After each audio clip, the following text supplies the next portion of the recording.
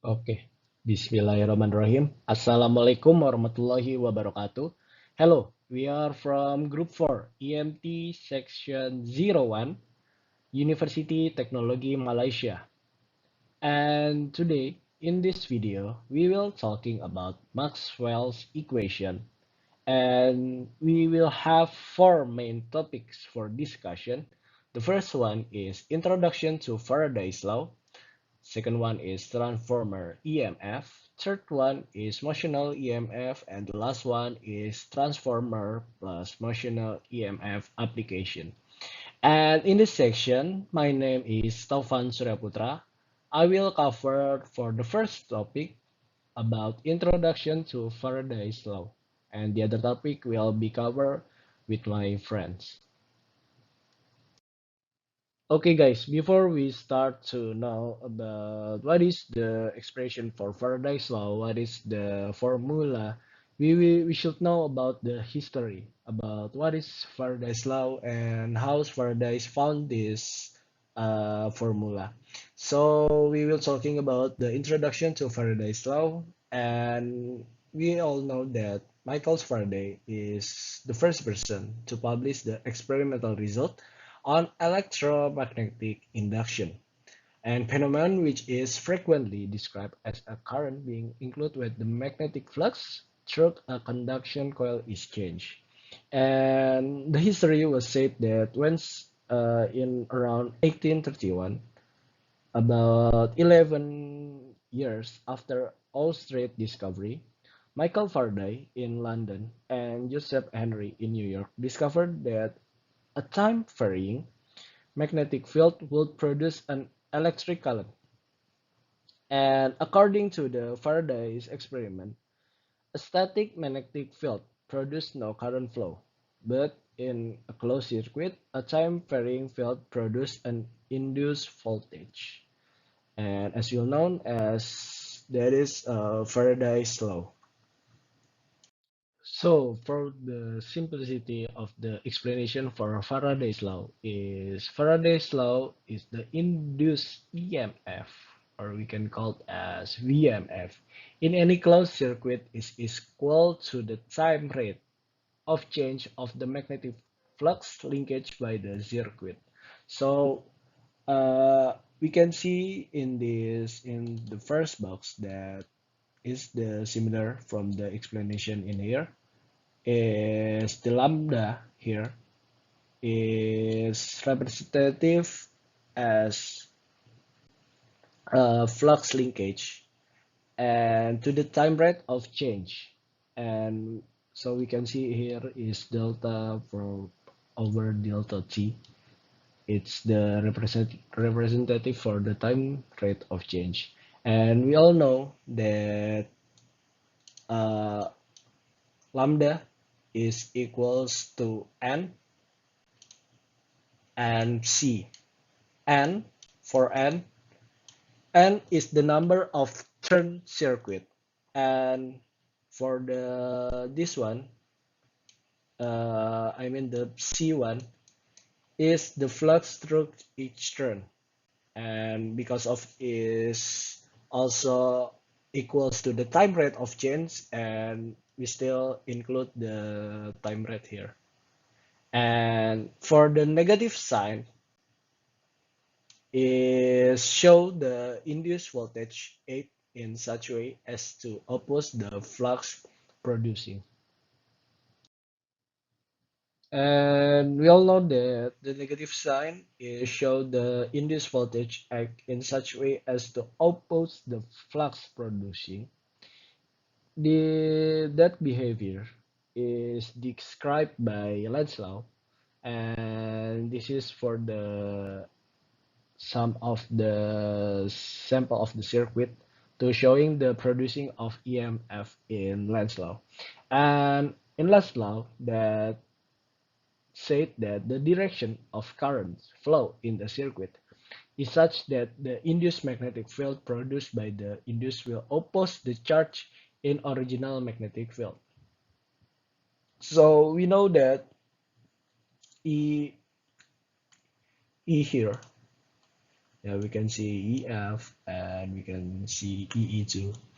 Is the EMF that produce field or electrostatic field, and for the based on the explanation that Lenz's law that said that the current flow in the circuit is will oppose the change in original magnetic field. So that's why the formula in the previous one it will be negative.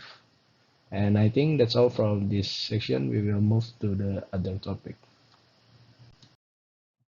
Hey guys, my name is Loudon Jin. Now I'm going to explain about what's transformer EMF. I'm going to show you one equation that is very important in further explaining what's transformer EMF later on.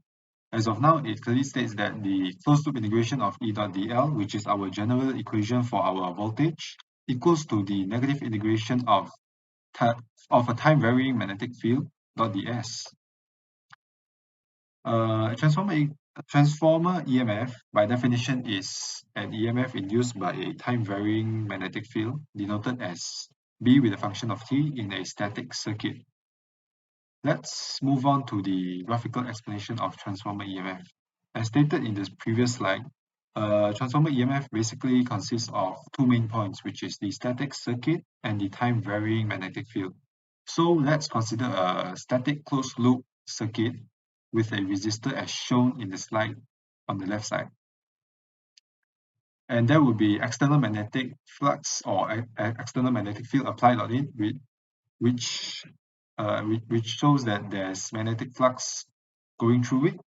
And from Faraday's and Lenz's law, we know that the induced EMF opposes the direction of the magnetic flux produced.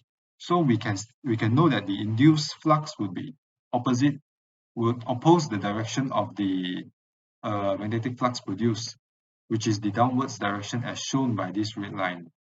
And based on this red line, we can further deduce that the direction of flux along the circular loop would be as shown by the blue line. We can further determine the induced current from the right-hand rule. The right-hand rule, as shown by the figure, we know that the fingers they indicate the direction of the flux, whereas the thumb they indicate the direction of the current. As it flows inwards, the current will be flowing outwards from our screen. So in other words, it will be flowing in a clockwise direction in the circular loop, as shown by this orange arrow. So let's further move on to the mathematical expressions. From Faraday's law, we know that Faraday's law, it states that the induced EMF would have opposite direction as the magnetic field produced. So we would get this equation, which is VEMF equals to the negative of rate of change of the magnetic flux. We also know that the magnetic flux can be found through this equation, which is the integration of B dot ds. And one more equation that we are familiar with is the voltage equation, which is the V equals to closed loop integration of E dot dl. But in this case, it's VEMF equals to the closed loop integration of E dot dl. And bear in mind this E or this electric field is a time varying electric field. And this is one of the equations that we are going to use to combine and to further explain about the transformer EMF. Putting that aside, we will combine the equations, the first two equations first, which is from Faraday's law and the magnetic flux. And we will get this equation, which is VEMF equals to the negative integration of time varying magnetic field dot ds. And this is the second equation that we are going to use to combine to further explain the concept of transformer EMF. After that, we combine equations 1 and 2. We can clearly see that the left-hand side and the right-hand side, they don't have the same properties or units. On the left-hand side, we can see that it's the closed loop integration of dot dl, whereas on the right side, we can see that it's a integration of dot ds. We want to finalize a equation, so we must have both sides having the same properties or units. We can do this by applying Stokes' theorem. which allows us to transform a closed loop integration of .dl into the same properties or units as the right hand side, which is integration of .ds, with the condition that E also has to be transformed into curl of E. So after applying Stokes' theorem, we will get an equation like this, which is the integration of curl of E dot ds equals to the negative integration of time varying magnetic field dot ds. We can clearly see that both sides have similar parts, which is the integration of dot ds. So we can remove the similar parts, and we would finally get the curl of E equals to the negative dB over dt. This is one of the equations for the Maxwell equation for time varying field. And this Maxwell equation clearly states that the time varying electric field can be obtained from the time varying magnetic field. So that's all about transformer EMF. I'll pass it on to my groupmate Tu Sen Yong to explain about the motional EMF. Good day everyone, my name is Tu Sen Yong and I will explain about the part of motional EMF. Okay, motional EMF also can be called as flux cutting EMF, and it is defined as an electromotive force induced by motion relative to a magnetic field. And we can say that the EMF is the motional EMF if it is having the static magnetic field and also the circuit of the conductor is moving. The equations can be used to calculate motional EMF are these two. The first equation is V equal to negative d over dt of magnetic flux, which the magnetic flux is equal to integration of B dot ds. For the motional EMF, we have to keep in mind that the magnetic field is static and then the area is time varying. And for the second equation is V equal to closed loop integration of Em dot dl, and also can be written as closed loop of integration of U cross B dot dl. And I will further explain and derive this equation in my next slide. This is the example of induced EMF due to moving loop in the static magnetic field, and I will derive the second equation by using this example. Okay, in this example, we can see that the magnetic field B is pointing outward, which is in Z direction, and there is a moving bar moves with velocity U to the right, and current is induced inside the loop. And we can determine the direction of current by using the Fleming right-hand rule. And next, we can consider there is a charge inside the bar moving at velocity u. So we can find the magnetic force on the charge. Okay, the magnetic force equation is given as dF equal to J dV cross B. And from previous lesson, we know that J also equal to rho V U. And by substituting this equation to the magnetic force equations, we will get dF equal to rho V U dV cross B. And from this equation, we can see that rho V dV is actually equal to dQ. Therefore, we can replace the rho V dV with dQ, and finally we will get this equation.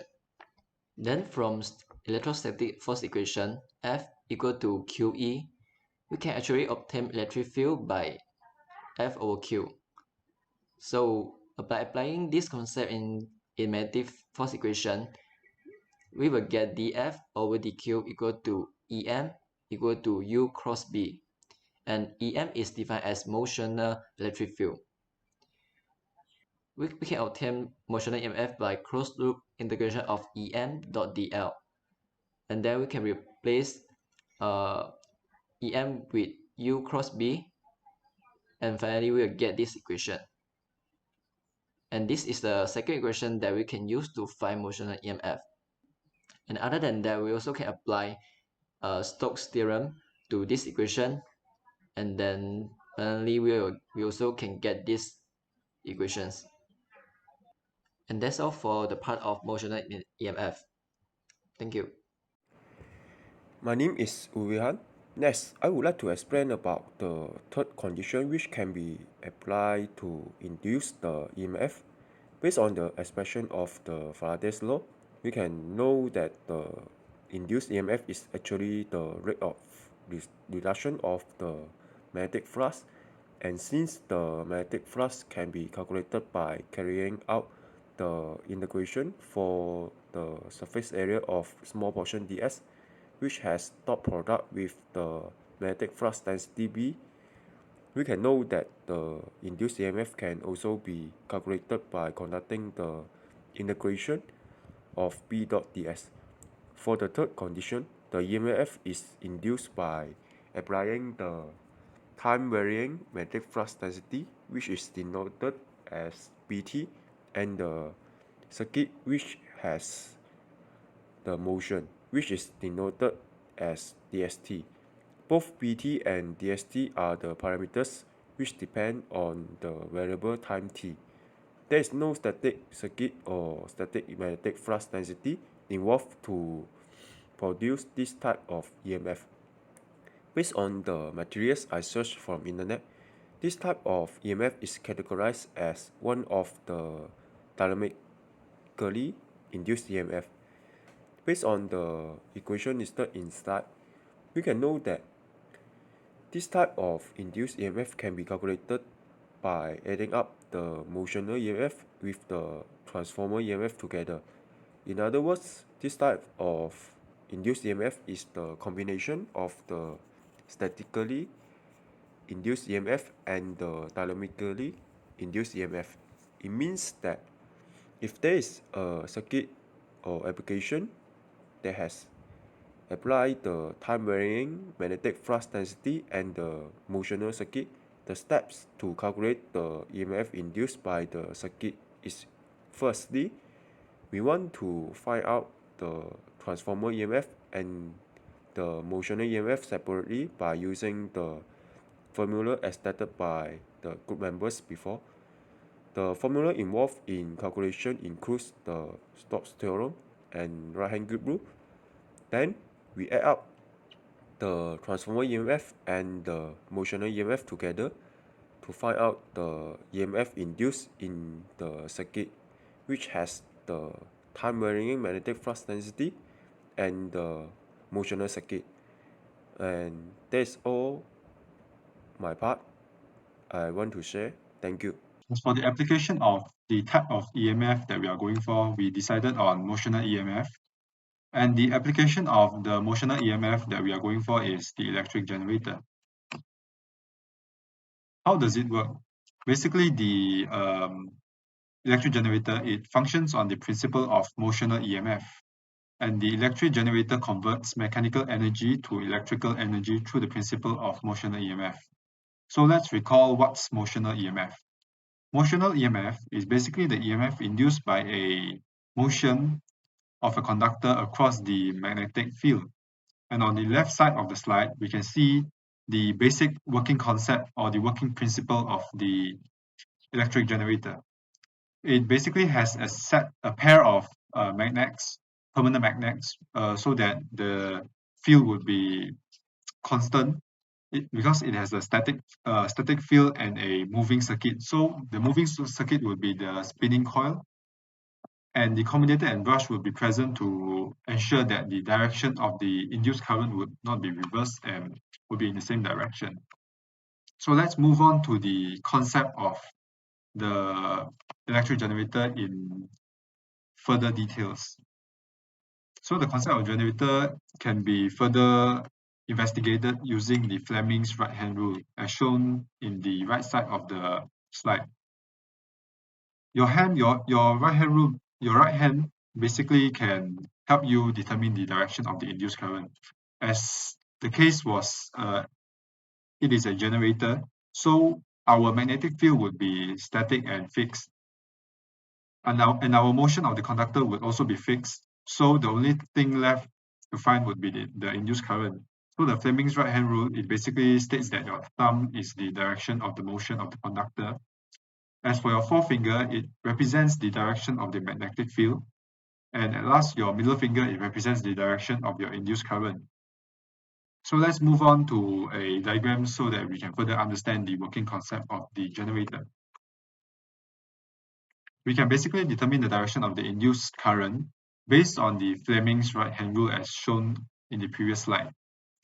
We can see the upper diagram that the permanent magnets, the north side is on the left side, whereas the south side is on the right side. So we can deduce that the magnetic field will be going from the left to the right. As a result, your forefinger would be pointing towards the left. And we can see that this coil is spinning in a anti-clockwise direction. So let's look at the side of AB first. So at the side of AB, if the coil is spinning in a anti-clockwise direction, it would be going in a downwards motion. So your thumb would be pointing downwards. As your thumb is pointing downwards and your forefinger is pointing to the right side, so your middle finger will be pointing down towards us, which means it goes in the direction as shown from B to A. As for the CD side, we know that our forefinger is still pointing towards the right side because it's a static field. So the field, the direction of the field would not change much, will not change at all. Sorry, will not change at all. So the as it is turning in the anti-clockwise direction, at CD your coil would be spinning upwards. So your thumb is pointing upwards, whereas your forefinger is pointing to the right. And that leaves us with your middle finger, which is pointing inwards the screen, as shown by the black arrow. So the current will be flowing from D to C. So that's it for the rotation one, and the below diagram it shows the next rotation. So the direction of the induced currents basically stays the same at their respective sides because of the commutator and the brush. So that's all for the application of motional EMF. Thank you.